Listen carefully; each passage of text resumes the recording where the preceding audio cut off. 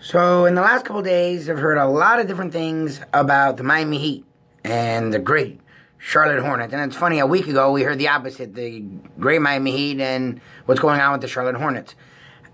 Officials did play a part. You know, it is frustrating when a team's going to the free throw line 9 to 20 times more each game than you are. I get that. Hassan Whiteside is a guy, a young defensive guy that doesn't really know how to play within foul trouble. And it's going to happen to you when you're a big guy who is very aggressive on the defensive end. So he's got to learn how to deal with that.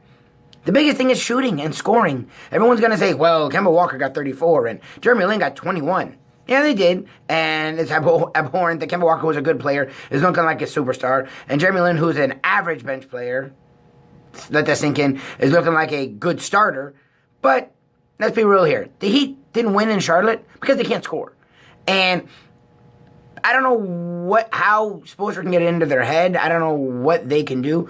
But, yeah, you got to be able to hit from the perimeter.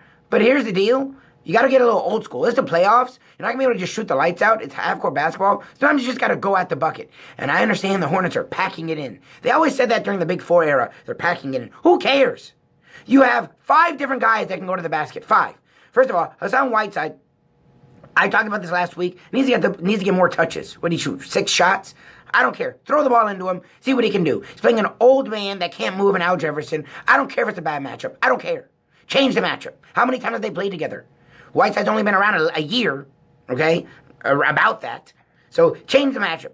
Put it in your favor. Second, you have Wade, you have Johnson, you have Richardson, you have Dragic, and outside of the fact that he can't hit the side of a barn, Justice Winslow in the middle of the fourth quarter kept that game close because he went to the basket continuously, and the Hornets had no answer. So you have 5 different guys that can get to the cup, all right, let alone when you're getting to the basket, it allows Hassan Whiteside, one of the better offensive rebounders, to mix it up a little bit and to use his size and his athleticism. You can't go 11 for 29 from 3 and go, what happened? How did we lose? Because you missed a lot of shots. If you're not a good three-point shooting team, which Heat aren't, then you got to do some other things. The Hornets are a good three-point shooting team, and they can't hit the side of a barn. You know what they're doing? They're going to the basket. That's not their game. But that's all they have. It is the Heat's game to go to the basket. They have 5 guys that, even at some of their stages in life, are good at going to the cup. Yet, what are they doing? Dragic settling for jumpers, and Joe Johnson, and Wade. Look, Wade, you don't have to go and get tackled every time. You can do a mid-range game. Dragic is one of the better point guards ever at going to the basket. Why is he shooting threes? What are you doing, Dragic? I don't care what you did with the Suns. It's not working for you here. Go to the basket. The Miami Heat is very simple. Yeah, you got to hit threes in today's game. You also got to be aggressive. It's the playoffs. Take on the contact. Don't bitch and moan about the refs. Take them out of the game and make some easy baskets. This is the Loop Tube.